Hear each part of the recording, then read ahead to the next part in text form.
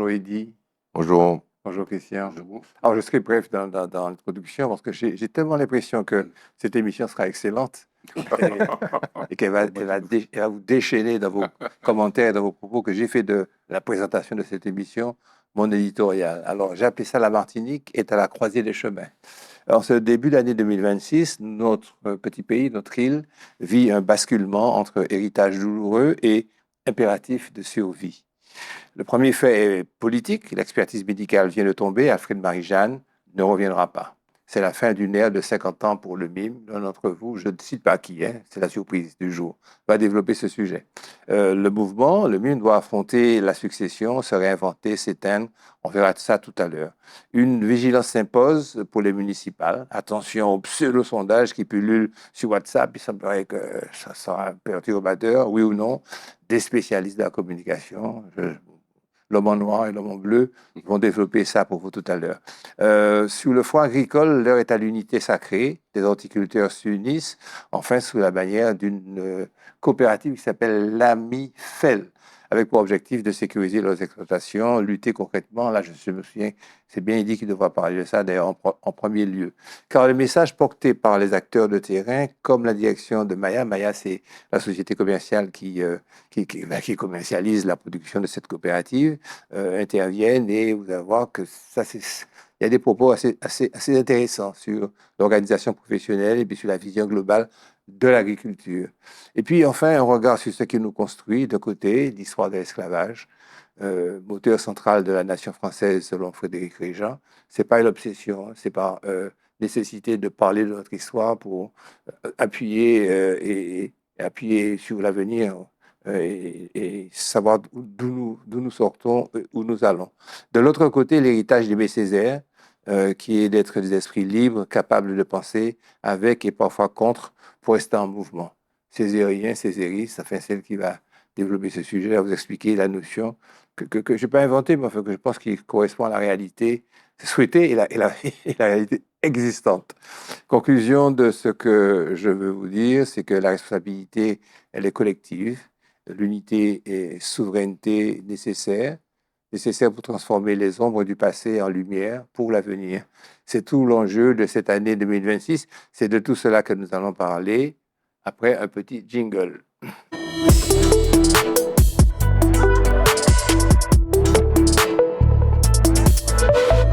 Alors, il dit, nous allons parler de galette des rois.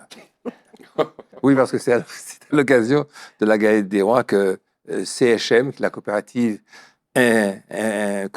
horticole de Martinique, en fruits et légumes, et Maya ont annoncé, qui est créé, comme je vous l'ai dit tout à l'heure, pour commercialiser les produits agricoles martiniquais, se sont rencontrés et ont créé... ben vas-y, prends le relais. Alors, le débat autour de la diversification dans l'agriculture est central sur tous les petits territoires parce que, et on n'y pense jamais, dans des moments de crise, il faut d'abord compter sur soi-même. Et tous ces espaces insulaires sont très éloignés d'un continent qui pourrait les alimenter au sens strict du terme, premier du terme. Donc en fait, nous avons déjà connu des moments de l'histoire où nous nous sommes trouvés tout seuls. Et c'est bien les agriculteurs qui ont permis à la population de ne pas mourir de faim. Okay. Alors je vais rappeler deux épisodes majeurs. Il y en a un premier qui est l'éruption de la montagne Pelée. Okay.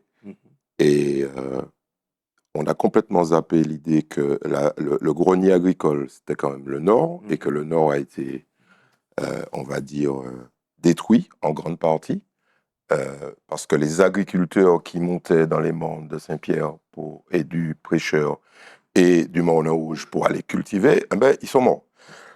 Donc, qui donne à manger? Ce pas les gens qui habitaient au Vauclin.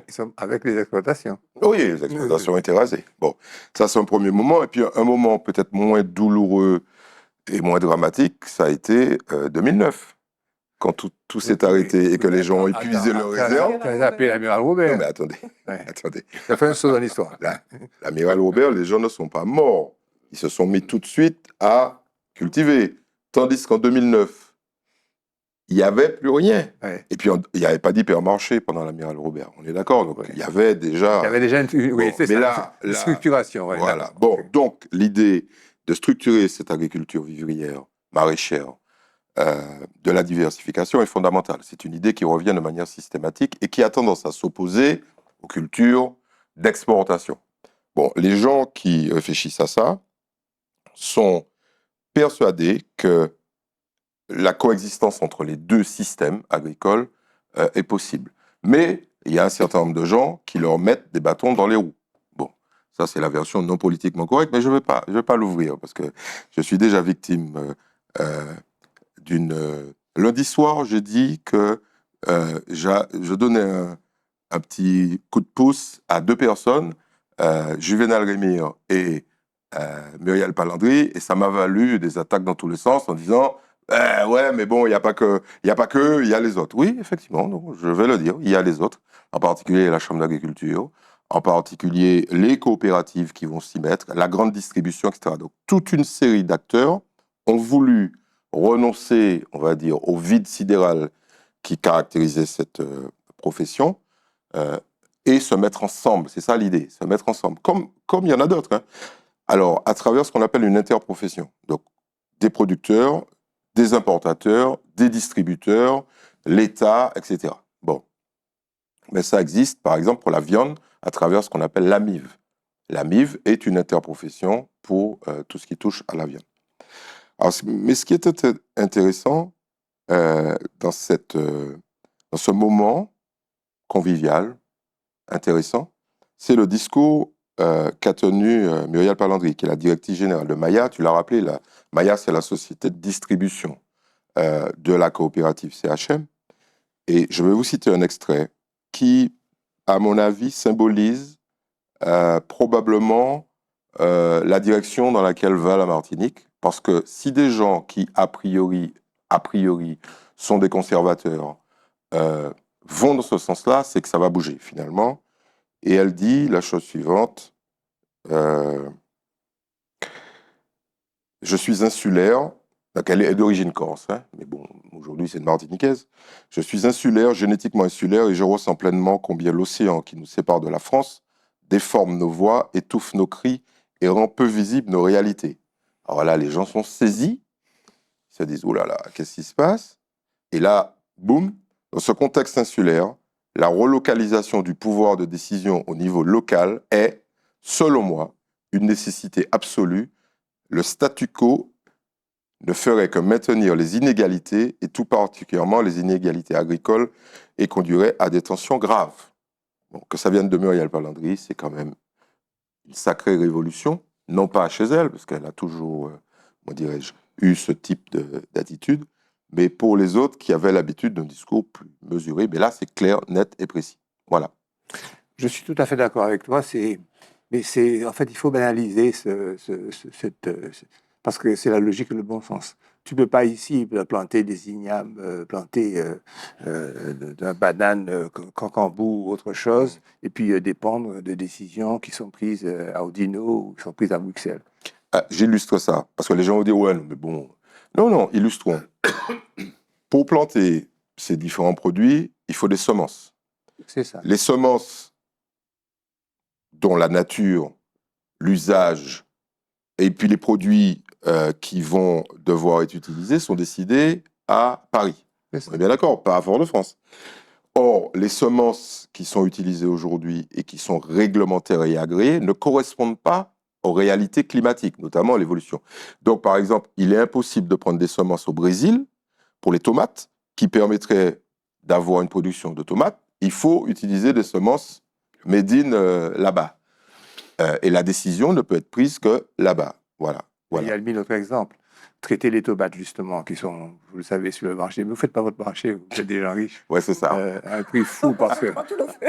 un prix fou. Je le vois avec son petit panier. Laissez-moi de m'agresser pas, je vous en prie. Qui sont à un prix extraordinaire, parce que c'est une production qui est très délicate, qui est soumise aux aléas et il n'existe pas je veux dire, de pharmacopée, le terme n'est pas juste, parce que ce n'est pas des êtres Des humains. produits Produits phytosanitaires. phytosanitaires qui sont propres aux Ouais. tomates tropicales. Ouais. Ça n'existe pas. Alors, qu'est-ce qui se passe? Eh bien, les tomates que vous mangez, elles sont recouvertes, bon, je n'attaque pas nos agriculteurs, elles sont recouvertes de cocktails mais innommables, impensables, de choses qui ne sont peut-être pas adaptées, qui ne sont pas faites pour elles. Peut-être, Ouais. sûrement pas adapté.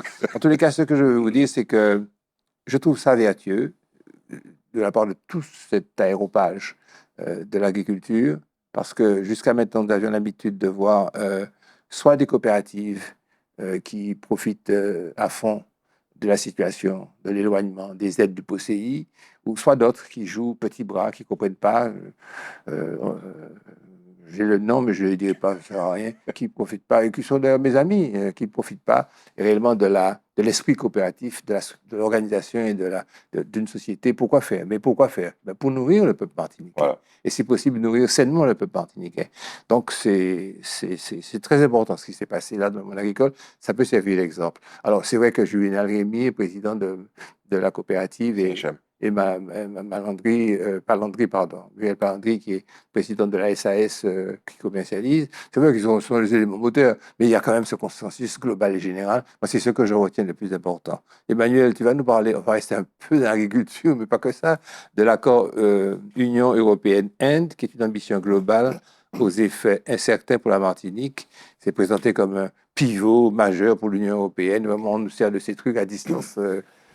Jugeons. Oui, oui, à mesure que le monde se referme, eh bien, des accords deviennent de plus en plus nécessaires. Je rappelle quand même le contexte. Les États-Unis, en augmentant leurs droits de douane, finalement ferment leurs frontières au commerce extérieur de l'Europe. La Russie s'est fermée, la Chine s'est fermée. Et qu'on le veuille ou non, nous sommes dans un système libéral d'échange. Et s'il n'y a plus de débouchés, on est certain de s'effondrer. Donc ça, c'est un problème. Alors, je sais qu'il y en a qui s'opposent au système libéral, mais pour l'instant, c'est le système qui nous gouverne. Et si on en sort brutalement, on est certain de s'effondrer. Et donc, il y a une urgence à ouvrir des accords. Il y a eu le grand débat sur le Mercosur qui s'est aujourd'hui soldé par un cran d'arrêt, mais ça n'est pas fini. Et puis, il y a cet accord avec l'Inde qui a été signé le 27 janvier. Et d'ailleurs, on regarde, quand on écoute l'actualité, on voit bien que les États-Unis sont en train de signer également. Enfin, chacun cherche à nouer des accords, puisque quand on additionne l'Union européenne et l'Inde, ça correspond à pratiquement 30% du PIB mondial. Donc on est quand même sur des marchés importants. Et donc ce sont des accords qui sont nécessaires pour l'Europe, pour la France et peut-être pour la Martinique. On va y venir.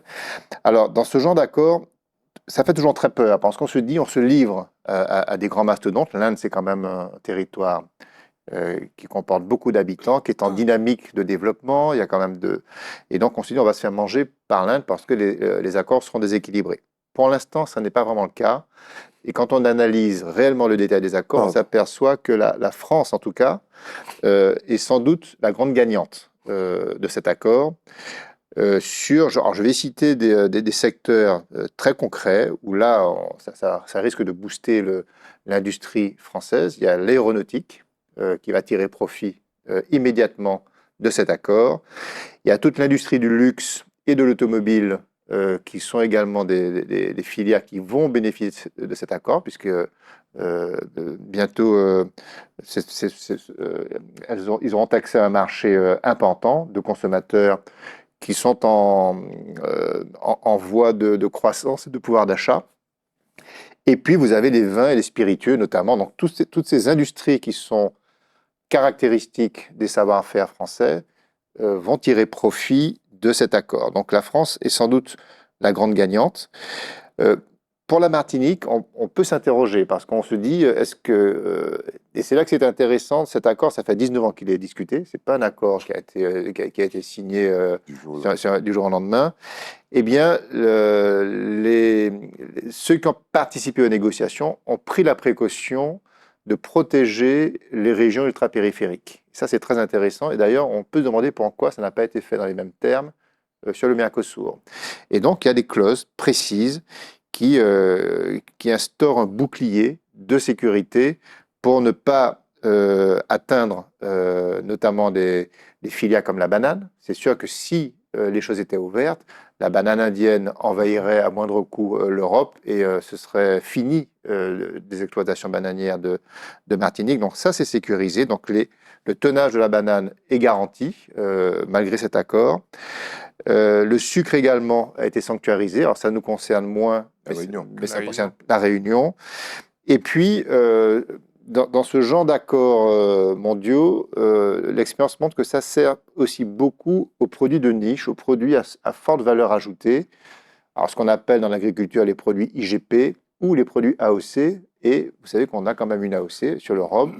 Et donc là, ce sont des produits qui ne peuvent pas subir de concurrence frontale avec des volumes de production, puisque ce n'est pas le prix qui compte, mais c'est la qualité. Et là, notre rhum peut trouver de nouveaux débouchés sur le territoire indien.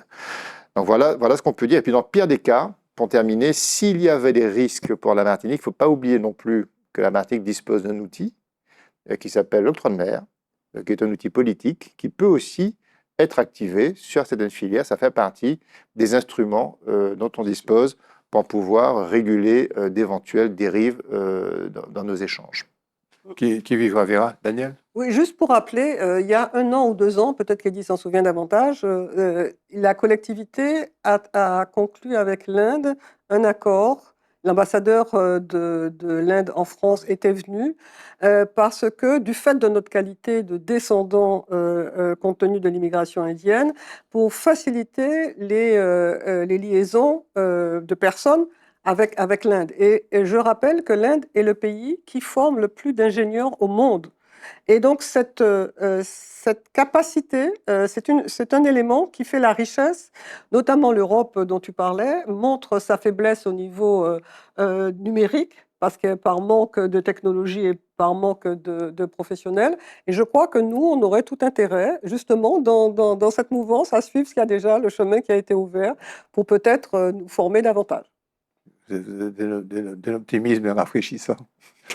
Christian, le leader pro-Maximo du MIM s'avère être incapable d'assister à une procédure qui le concerne à Paris. C'est pas de ça qu'on va parler. On va parler du fait que son indisponibilité judiciaire entraîne son indisponibilité politique. Que devient son parti? Ouais. C'est vrai que c'est quelque chose de très important dans notre histoire politique. Parce que, comme tu le disais au début, Alfred Marie-Jeanne, c'est 50 ans de vie politique. Il a marqué notre territoire. Absolument. Rappelons son premier mouvement, c'était la parole au peuple. Oui. Il a créé le mouvement indépendantiste martiniquais. Il a été conseiller général, maire de Rivière-Pilote. Il a été député. Il a été une fois président de région, une fois président de la collectivité. Donc, il a travaillé avec Claude Lise sur un certain nombre de... Donc, il a c'est un personnage qui a influé énormément dans la vie politique martiniquaise. Et c'est vrai que le 28 janvier, le tribunal correctionnel reconnaît son incapacité physique et cognitive. Rappelons que le cognitif, c'est ces altérations de fonction mentale, difficulté de comprendre, de raisonner, donc de se défendre. Voilà. Et comme il est cité dans l'article, cette situation, effectivement, fait que le personnage principal de ce mouvement, qui a été le fondateur, qui a été le grand architecte, n'est plus véritablement en capacité de parler au nom du mouvement. Vous vous rappelez, quand il a tranché par froid dans des indécisions, il était celui qui disait la chose et que tout le monde a... Voilà. Alors, rappelez aussi effectivement que le MIM, ça a été un mouvement qui a été personnalisé par Alfred Marie-Jeanne. Pas forcément une idéologie comme on a dans d'autres mouvements politiques. C'était le personnage qui était central. Alors évidemment, aujourd'hui, le MIM est dans une situation d'interrogation. Que deviendra le mouvement indépendantiste martiniquais? On peut se poser la question, puisqu'il n'a plus son leader charismatique. Qui va reprendre? Est-ce que le MIM va survivre à l'effacement imposé de son leader? Quelle idéologie? Quelle mémoire politique? On peut se poser des questions. En tout cas, il reste une référence historique, qu'on le veuille ou non. Alors, l'article à partir de lequel on a réfléchi pose 3 scénarios pour le Aussi. futur du mime. Ouais. Alors, premièrement, celui d'une érosion progressive du mime, sans capacité de renouvellement idéologique ni électoral, un vieillissement de ses membres, un non-renouvellement, on n'a pas d'énergie nouvelle. Deuxièmement, on peut dire une dilution progressive dans des mouvements plus larges, c'est-à-dire que le mime peut signer de façon symbolique des adhésions à des causes humaines, des conditions de solidarité. Ouais. Et puis troisièmement, comme dirait le rédacteur, plus exigeante, une véritable fonction de refondation. Est-il possible de refonder à travers une démarche idéologique contemporaine, c'est-à-dire qui prenne en considération toutes les mutations du monde? Voilà. Est-il possible d'être suffisamment filé, quoi, si je puis dire, pour employer un mot, pour pouvoir concevoir une forme de souveraineté qui correspondrait aujourd'hui dans le tumulte du monde? En tout cas, le rappel de l'affaire sera finalisé le 16 décembre 2026. Ce sera la fin d'un dossier, peut-être, et un moment de vérité pour le mime. Voilà. La fin d'une époque aujourd'hui. Aujourd'hui, comme je le disais tout à l'heure, il y a un épuisement des idéologies, il y a des mutations technologiques qui modifient le monde, il y a une situation internationale qui est très préoccupante. Même pour nous, on a eu l'occasion de parler des États-Unis et de la doctrine Monroe, dans laquelle nous sommes géographiquement inclus. Voilà. Et puis j'ai envie de terminer et dire, et l'indépendance dans tout ça? Est-ce que l'esprit d'indépendance, qui était le point fondamental du mime, a-t-il évolué ici? Vous voyez, on peut se poser la question, quel est le bilan véritablement de cette démarche qui a été initiée par Alfred Marichal aujourd'hui? Est-ce que ça sert à construire nos lendemains? Voilà. On a gardé l'indépendance d'esprit, c'est toujours ça. Il dit des pseudo-sondages qui brouillent le débat démocratique, la prolifération. Tu es d'accord pour traiter ça, ou Emmanuel? On le fait à deux. À deux? Je laisserai la priorité à Emmanuel, vas-y. qui a davantage creusé le sujet. Ouais.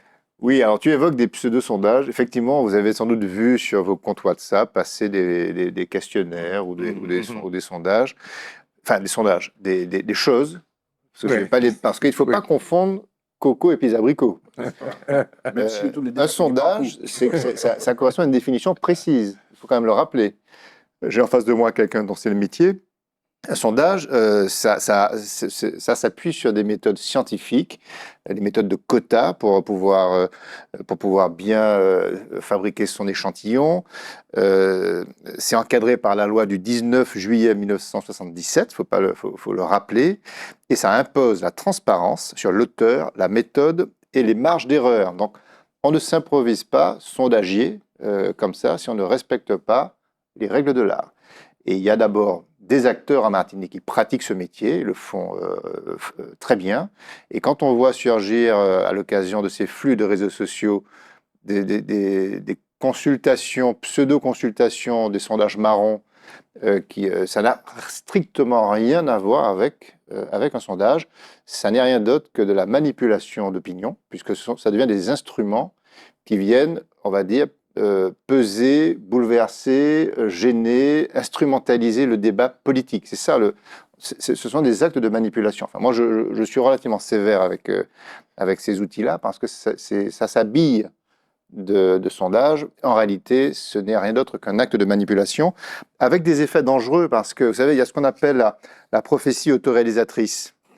Quand vous recevez une information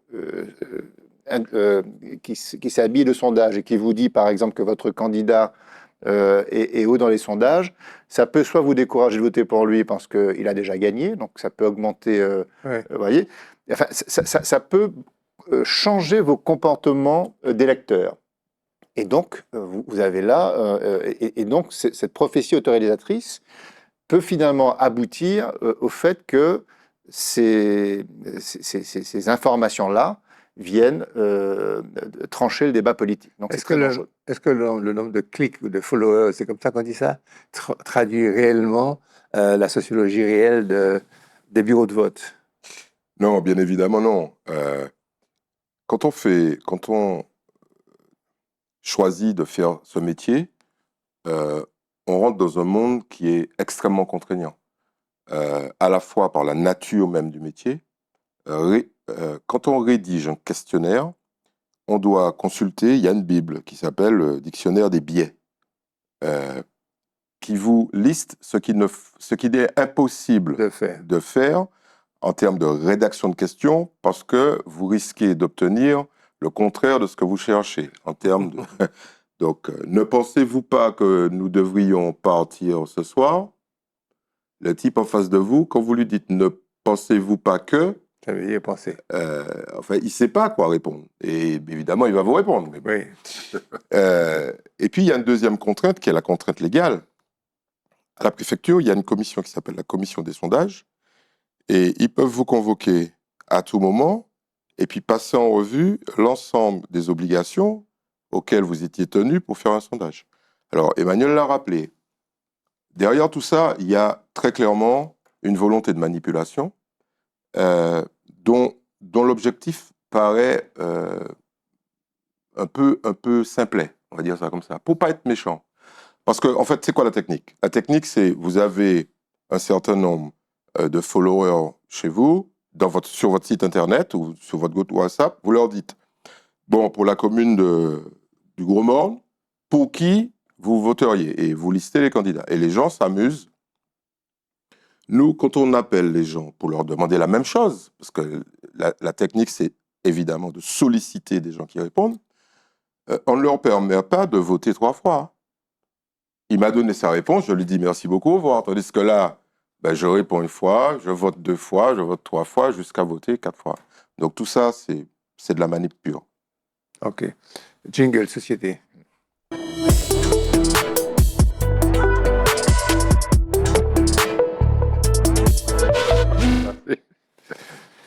Est-ce que césariste, très solennellement, j'annonce, être césariste ou être césarien, 2 rapports distincts à Aimé Césaire. Être césariste ou être césarien ne relèverait pas de simple choix sémantique, mais de 2 rapports profondément différents à l'héritage du grand homme. Ça va, j'ai bien balancé le sujet? Oui, tout à fait. Alors, peut-être que l'approche de la campagne électorale municipale fait qu'on va plus souvent encore entendre prononcer le nom d'Aimé Césaire Oui, et sûr. ça peut-être éviter à traiter ce sujet. Alors, allons-y, césariste, c'est quoi? Alors, au départ, être césariste, ça n'avait rien ni de péjoratif ni de négatif, hein, parce que c'était quelqu'un qui se réclamait de l'héritage littéraire, intellectuel, politique d'Aimé Césaire. Donc, il y avait, c'est tout à fait noble et admissible. Sauf qu'au fil du temps, on s'est aperçu qu'il y avait un nombre de personnes pour qui il suffisait simplement d'invoquer le nom d'Aimé Césaire, de citer le nom d'Aimé Césaire. Ils se sont inventés gardiens du temple et surtout, on était accusé de tous les maux de traître ou je ne sais quoi, si, selon la personne qui se prétendait césariste, la pensée d'Aimé Césaire était déformée. Et donc, on est arrivé à cette dérive qui fait qu'on était dans quelque chose de tout à fait figé. Et je dirais que ça rappelle, hein, quand on entend les termes césaristes, ça rappelle marxiste, léniniste, maoïste, avec tout ce que ça comporte comme idéologie figée. Par contre, quand on était césarien, quand on est césarien, alors au départ, là aussi, le sens était plus littéraire. Ouais. C'était la façon d'analyser le style, la littérature d'Aimé Poésie. Césaire. Et puis, au fil, là aussi, il y a eu une évolution. Ouais. Être césarien, c'était celui qui se revendiquait de la pensée d'Aimé Césaire, une pensée critique, une pensée non dogmatique, une pensée évolutive. Et donc, c'est celui qui se revendiquait de la démarche d'Aimé Césaire, mais en se donnant le droit et la possibilité de ne pas être d'accord avec lui, de ne pas être d'accord sur ce qui était dit, mais en discutant. Donc, en définitive et en conclusion, ce ne sont pas des... au-delà, ça apparaît comme une discussion de salon. C'est plus profond que ça. Les termes, c'est en fait une attitude de savoir quand on est pas seulement un intellectuel, quand on est un citoyen qui veut discuter, quelle démarche on a. Est-ce qu'on a une démarche qui consiste à rester dans un couloir étroit, qui consiste à dire il a raison, il a raison, il a raison, ou bien est-ce que nous sommes des êtres pensants, critiques, qui utilisons l'héritage de quelqu'un, la pensée de quelqu'un pour la faire fructifier, pour nous donner en fait comme dirait Aimé Césaire, les armes miraculeuses pour avancer. Pour avancer dans ce monde difficile. Tu penses que, est-ce que la pensée de Césaire est contemporaine? Moi, je veux dire, il y a un aspect, si tu permets, sur lequel je trouve qu'on n'insiste jamais assez et qui n'a jamais été aussi moderne. Quand Aimé Césaire, qui n'est pas seulement un homme politique, qui n'est pas seulement un homme de poésie et de théâtre, qui a fait des essais comme Toussaint l'ouverture, la problématique que fait-on après l'indépendance, ça n'a jamais été autant d'actualité. Et dans son Toussaint l'ouverture, il pose toutes les problématiques. Elle devrait faire de la politique. C'est évident, nous tous d'ailleurs. J'ai envoyé un texte qui n'est pas parvenu à être dit, où il devait traiter sous un certain aspect, selon un certain point de vue, de l'histoire coloniale. C'est ressuscité, on en a assez, comme à l'époque on disait encore l'esclavage, quitter ça, c'est le passé. Moi, je ne crois pas. En tous les cas, pour une certaine partie de tout le monde, avec sa revue historiale, Christian, en retournant sur la musique du passé, même la musique, le tréfonds de la musique du passé, nous, dans notre association avec comment ça s'appelle, Vérité et ce cycle de conférences que nous faisons, nous sentons bien que l'histoire est la trame et le fond de notre présent, de notre quotidien, de notre avenir. Moi, il y a une chose que je voulais développer à cette occasion, je vais la développer, c'est que quel que soit le système colonial, il est violent, c'est sûr. Il est né notre civilisation, notre culture antillaise est née de la violence. Ça, c'est une première chose. Et même d'une violence extrême, ça veut dire qu'un peu partout où l'Occident est arrivé, il a fait disparaître les peuples premiers par les armes et puis par la maladie. Ça m'a été brusquement, en préparant l'émission, je me suis dit, mais en fait, ce sont des hommes qui sont venus apporter la civilisation, en fait, beaucoup de guillemets, qui sont venus effectivement puiser des ressources, pourquoi pas. C'était déjà une mondialisation avant l'heure. Et puis c'est le propre de l'homme. L'humanité s'est créée, Emmanuel me faisait remarquer un jour, par de grandes transhumances de peuples, des grands mouvements de peuples.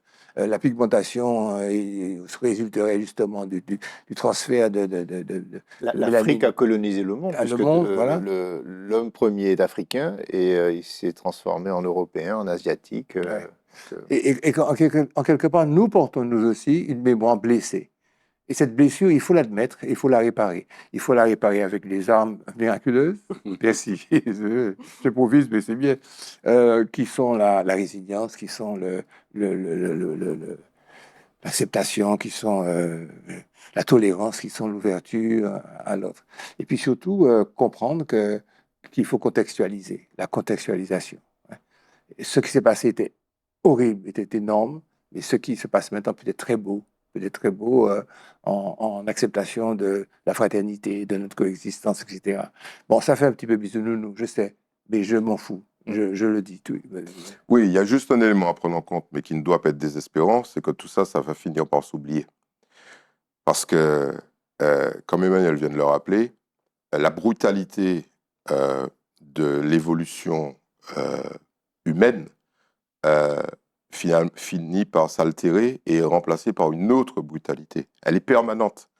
Or, nous, on continue à en parler tout simplement parce qu'on nous a interdit d'en parler. Voilà.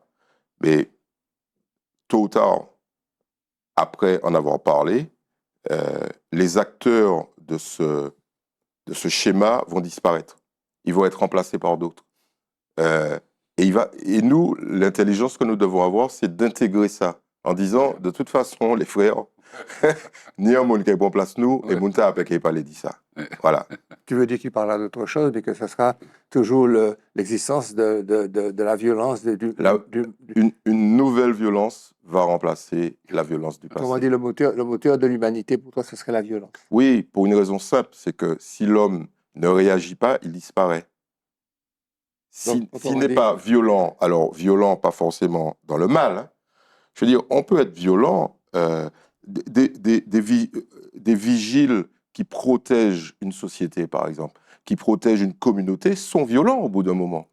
Le type protège une famille, le père de famille protège une famille, au bout d'un moment, quand on le fait chier, ben, il devient violent. Cette violence-là, comment on la qualifie? Elle est interdite, elle est interdite plutôt, etc. Donc, le moteur majeur, c'est pas la paix. Parce que la paix, de mon point de vue, la paix, elle suit ces moments de violence. Elle est nécessaire, bien évidemment.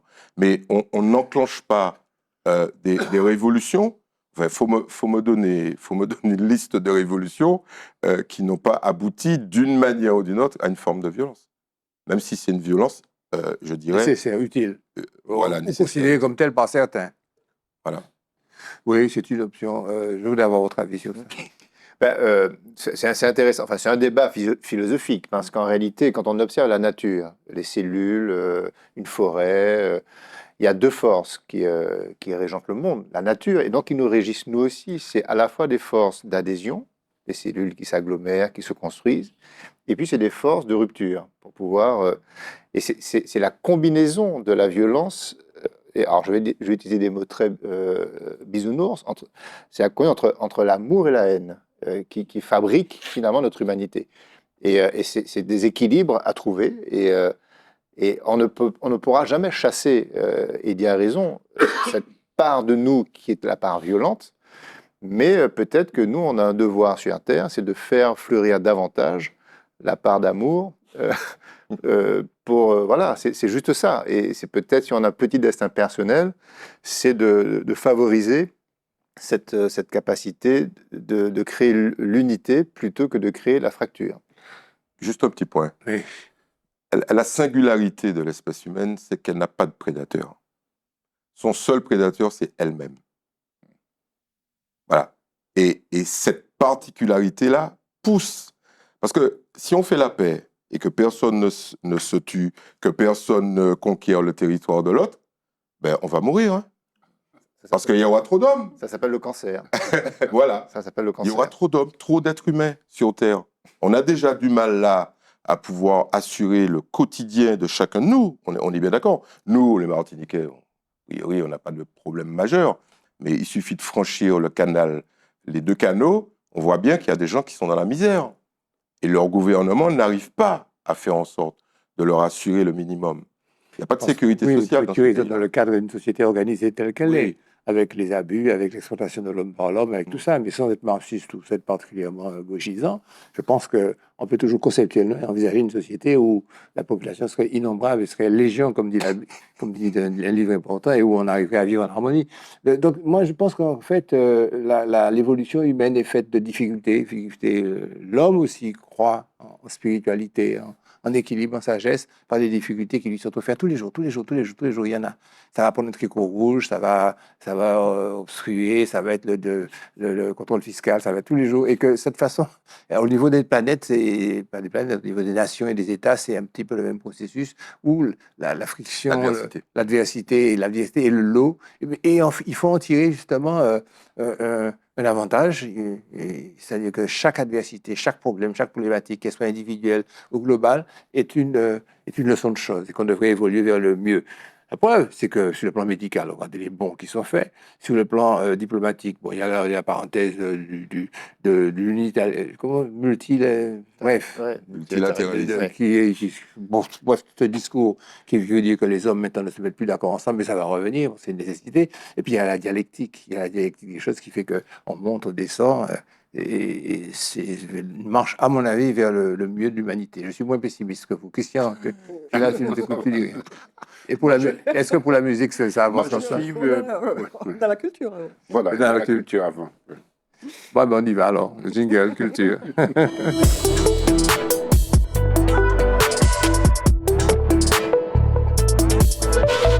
Comme j'ai mangé sur le temps, je le présente même pas. Vas-y.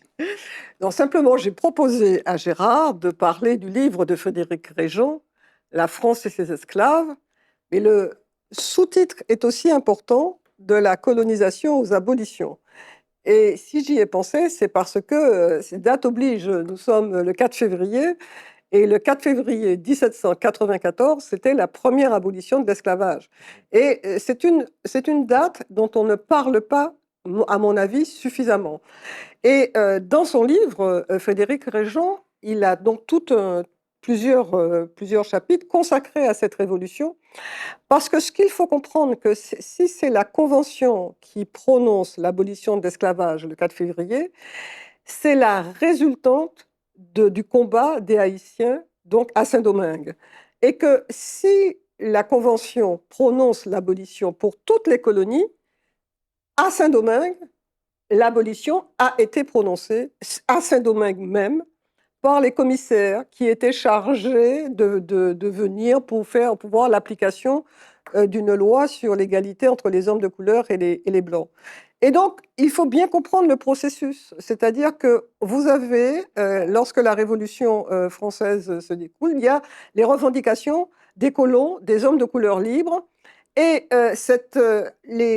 ce débat va arriver jusqu'aux esclaves qui vont revendiquer que la liberté que certains prônent pour eux, ils la veulent aussi pour eux.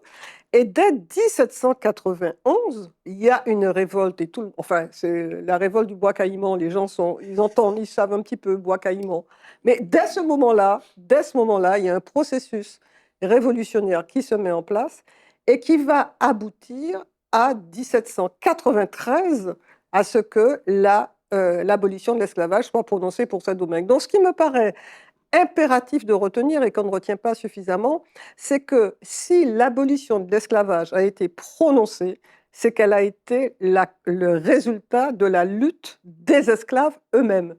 C'est d'abord eux qui ont fait que cette abolition a été prononcée à Saint-Domingue, puis la Convention. Alors, on connaît la suite, 1794, c'est la Martinique, elle se livre aux Anglais pour échapper à cette abolition. C'est la même chose pour l'océan Indien. En Guadeloupe et en Haïti, il y a une tentative de rétablissement. Ça ne fonctionne pas en Guadeloupe et en Haïti, et ça fonctionne en Guadeloupe, puisqu'il y a la rébellion d'Elgrès, l'écrasement de la révolte, etc. Et l'esclavage va durer jusqu'à 1848. Mais il me paraît absolument nécessaire de connaître cette particularité de cette époque, parce que ça montre toute la complexité de la société coloniale, de ces différentes composantes. Et donc, voilà, c'est un héritage, cette première abolition. Je pense que c'était l'essentiel, parce que le bouquet était important. Ouais. Musique, jingle.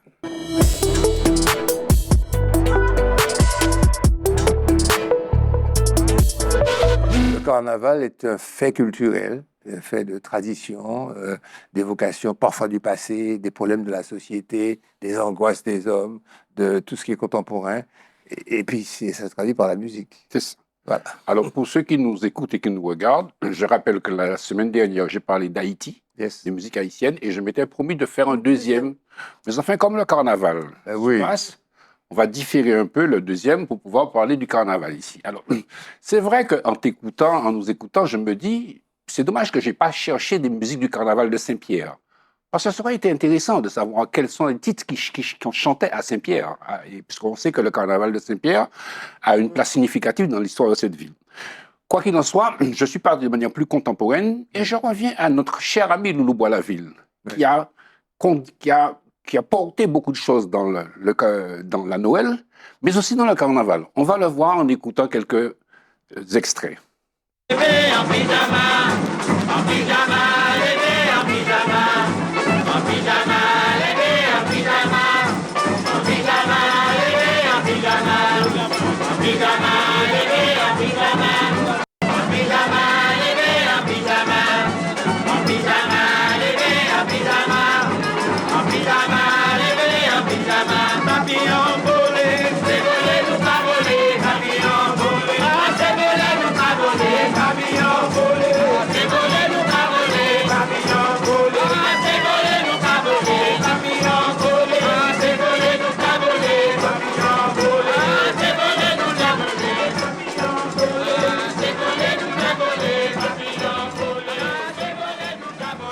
C'est un répertoire qui est celui de notre jeunesse. Et je voudrais ajouter aussi, il a fait Maman et l'amant fini les autres. Bravo, Maman, bravo. Ça, c'était Loulou Boislaville. Il a fait Ma bello, zap, zabap. Ça, c'est Loulou Boislaville. Mi bissuia, c'est bissuit espagnol là. Alors, tout ça, c'est historique. Il a fait Malgré la vie à belle, va quitter nous. Vous connaissez tout ça?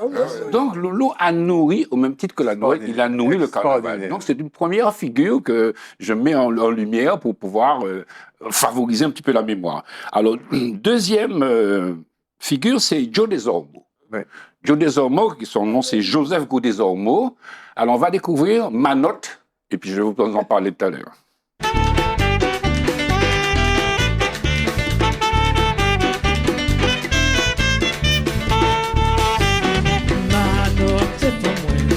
tout le monde connaît moins. Ma note pas en loto, même en savent qu'à paye belle conne. L'ennui qu'on la journée, mais ma note qu'à connaît moins. Ma note est pas moins, mais tout le monde connaît moins. Ma note pas en bête, même en savent qu'à paye belle conne. L'ennui qu'on la journée, mais ma note qu'à ban moins conne. Ma note, alors c'est un morceau qui a joué beaucoup dans les balles avant, la Perfecta notamment. Alors Joe Desormeaux, il a aussi fait Lapin, moins, mais beaucoup Lapin, moins, ça aussi peut là. Il a fait aussi, c'est très important, Paniva. Il parle du carnaval, il a fait beaucoup de chansons, il a dit Paniva, carbonagerie. Ouais. Donc pauvre Joe, parce que... Mais bien évidemment, son succès le plus évident, c'est Voici le loup. Alors rappelons un petit peu, c'était l'Europe qui arrivait, enfin comme on dit l'Europe en 1993, et Joe Desormeaux, en tant que marie-jeanniste, la parole au peuple et tout, c'était l'Europe qui faisait peur. Donc allons écouter un extrait de Voici le loup. Alors, L'idée qu'a proposé, Guadeloupe, Martinique, Guyane, encore idée Vaval, contre le grand méchant loup. Pas oublier Mamaï, janvier 93, Kaï débatté, Kaï nous, yon qualité vieux belle. Pas oublier Mamaï, janvier 93, Kaï débatté, Kaï nous, le grand méchant loup.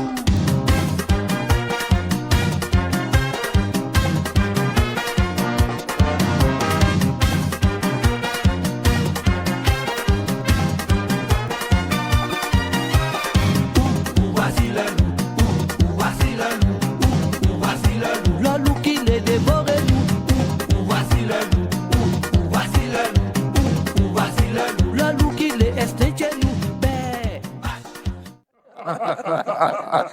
Non, mais c'est intéressant des gens qui ne sont pas de notre génération, les jeunes, oui, pour de ça. savoir ça, parce qu'on peut danser Voici le loup sans connaître Ouais. la matrice même, si vous voulez, qui a... Et puis c'était tout le monde, hein. C'était Ouais, toutes les c'est- classes tout à sociales fait, hein, absolument. qui dansaient Ouais. sur ça au carnaval. Alors, dit aussi que Joe Desormeaux, il a fait « Mankaya pour nous faire toute bagaille, toute bagaille, toute bagaille ». Voilà, c'est ça. C'est- Tout ça, c'est des chansons Succès. qui alimente le carnaval. Alors, troisième personnage du carnaval, Jean-Philippe Martelly. Ah ouais. Jean-Philippe Martelly, avec Zium, pas besoin d'aller Rio, ici, hein, c'est craché Hélicoptère. du fait. On va écouter Jean-Philippe Martelly et puis je vous en parle encore. Et puis moi, les soldats courent et puis moi, soldats courent et puis moi, les soldats courent et puis moi. Pas besoin d'aller Rio, ici c'est craché. Nous ni tambour, nous ni tibois, nous ni, nous étions la caille nous.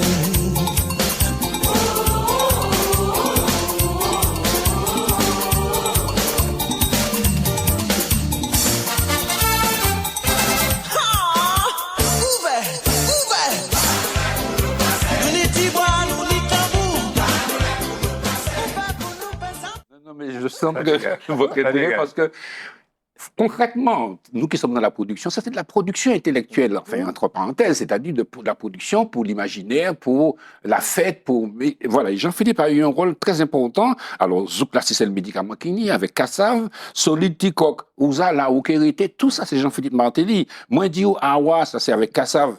Et puis, on va écouter une autre composition de Jean-Philippe Martelly avec Robinal Robindel qui s'appelle Esteban. Esteban. Esteban manger, s'il y a pas les causer. Nous avons chapé. Esteban manger, Alors maintenant, pas les causer. Esteban manger, attention, s'il y a pas les causer. décaché. Esteban manger, Attention, tout, tout, tout, tout, tout, tout. avancez, avancez, avancez, avancez, Paraît là. Avancez. Oui, paraît là. avancez, Paraît là. avancez. Nous travaillons pile toute la sainte journée. Mi-janvier à nous les en défoulement total. Qu'on a pas drivé. Je parle avec un peu de nostalgie parce que j'ai vécu la production de tous ces albums-là. Et c'était Ronald Rubinel, c'était Georges Deb, c'était Jean-Michel Moriello, c'était Hibiscus Records, c'était Ronald Airado qui produisait des disques, qui produisait tout ça. Voilà. Après, je vais vous parler de Joko. Je crois qu'il a fait beaucoup de morceaux, un petit peu, comment dire, une créativité assez succulente. Hein. On va écouter Foufounette d'ailleurs.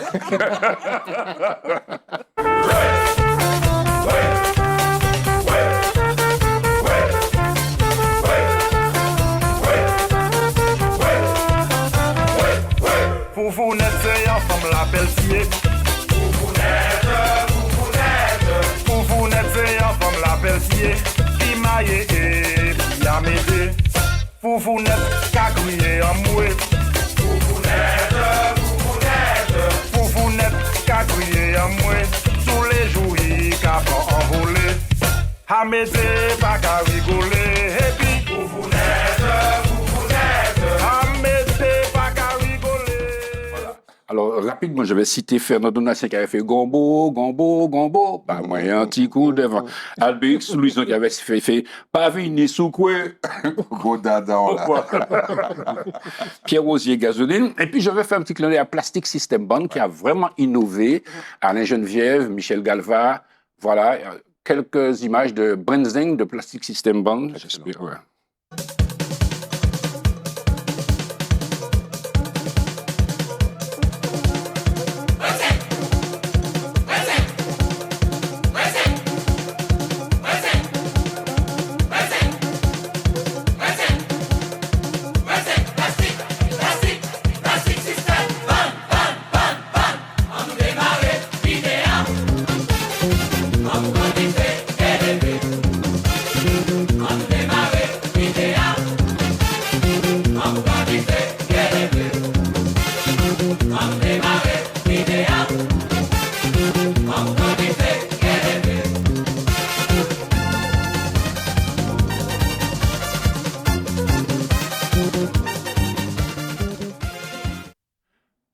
Gérard, la semaine prochaine, je vais continuer parce qu'il y a d'autres choses à Tout à mettre fait. en relief. Écoute, si tu veux bien. Écoute, Daniel est maîtresse de la littérature, toi tu es maître de la musique, Eddie est maître des scandales, et Emmanuel est maître des choses très sérieuses. Je vous remercie de nous avoir supportés pendant cette heure. Je vous donne rendez-vous la semaine prochaine avec un programme qui sera aussi intéressant, je vous le promets. À bientôt.